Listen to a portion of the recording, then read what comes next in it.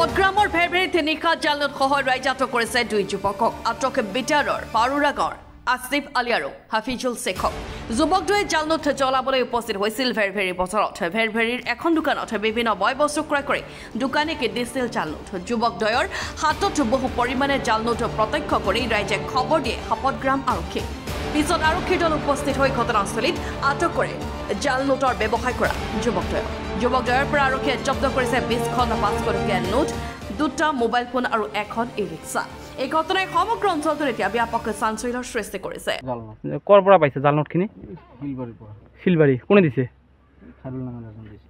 খাইৰুল? খাইৰুল তোমাক কিমান টকা আসল টকা দিছিলে? 5,000 টকা।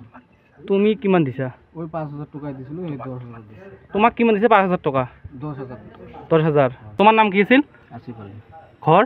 পাৰুৰা। পাৰুৰা। একে গাঁৱৰে? একে গাঁও।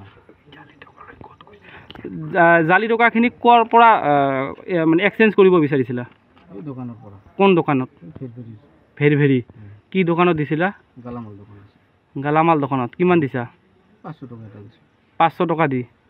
তাৰপিছত কেনেকৈ তোমাক ধৰিলে? সিহঁতে ডুপ্লিকেট বুলি ভাবি ধৰিলে। এতিয়া এইবিলাকতো ডুপ্লিকেটে হয়। হয়। এতিয়া তোমাক ক'ত লৈ আহিছে? থানাত লৈ আহিছে। থানাত লৈ আহিছে। Bureau' report, N24 Assam.